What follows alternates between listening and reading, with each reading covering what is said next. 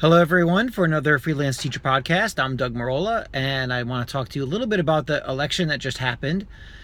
Everybody seems to be paying attention to it. It was one of the most well received in terms of viewership and the debates and number of eyeballs glued to the television for the election coverage. The Trump-Clinton election 2016 will go down in history for a lot of reasons. One of them is the Electoral College going Trump ways by quite a bit. But the popular vote, as of now, it's November 10th, going to Hillary Clinton, and that's rare. Last time was the year 2000, and the Electoral College vote was so close as well that the Florida debacle had to happen, and the Supreme Court threw the election towards George W. Bush. But I want to talk about more the reactions of people to the election, Trump being the next president of the United States. And I grew up on the left. I grew up as a leftist. I was a Democrat voter for multiple decades. And one of the things that we learned, it's not like we sat in class, but if you travel in those circles long enough, you learn certain adages and certain sayings. And one of them is straight out of the Saul Alinsky playbook, where it isn't the action that you should pay attention to, it's the reaction. And that's really where things lie, and that's where you get the better information. And politically and with any major event, I've actually found that to be quite true. I stay quiet, actually, during the action, during the event.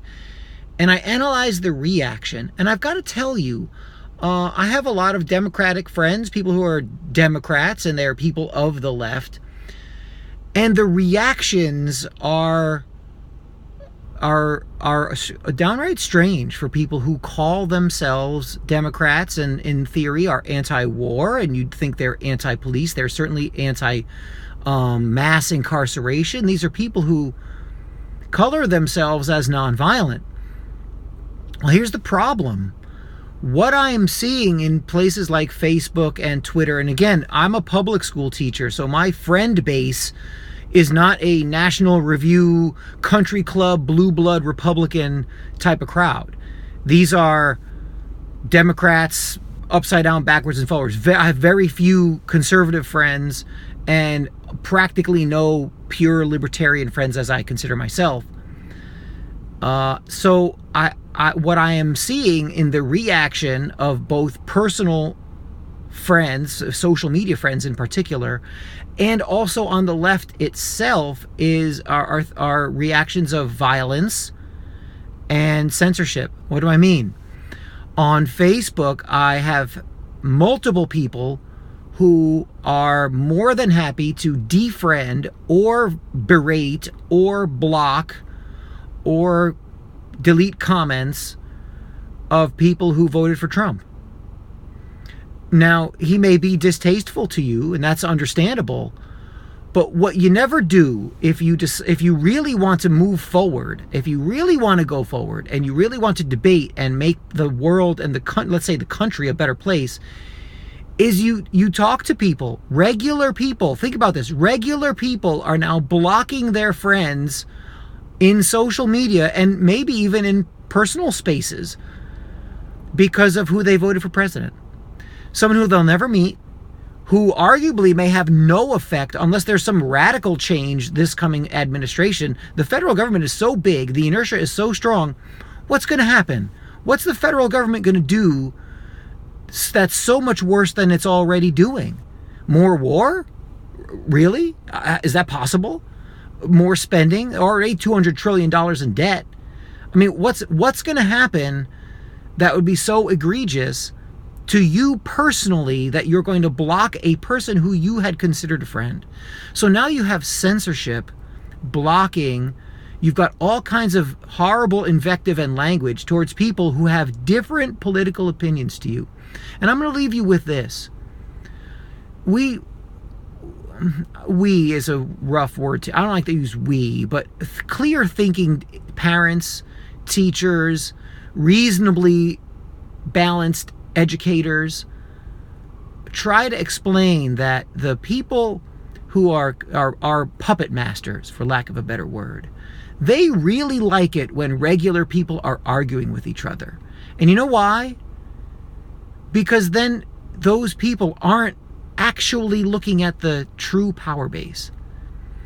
They really, I'm sure there are diabolical people at the top of the pyramid who are thrilled to death that regular people are bickering and blocking and censoring and defriending and doing all of these things on, particularly in this day and age, social media. I'm sure it happens in person as well, but it's something that you can take it to the bank, that these elites who have read Julius Caesar, and they read their Benjamin Franklin, and they read the Harvard 5-foot shelf, and all of these things that you haven't heard of, that you didn't have in your schooling, maybe you could have them in your education.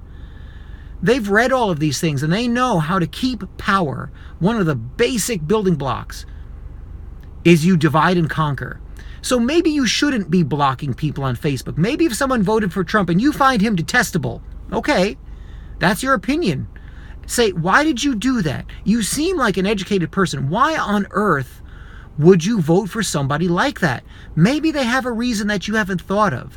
Maybe you can push back and say, no, you shouldn't have done that, and here's why. But you don't.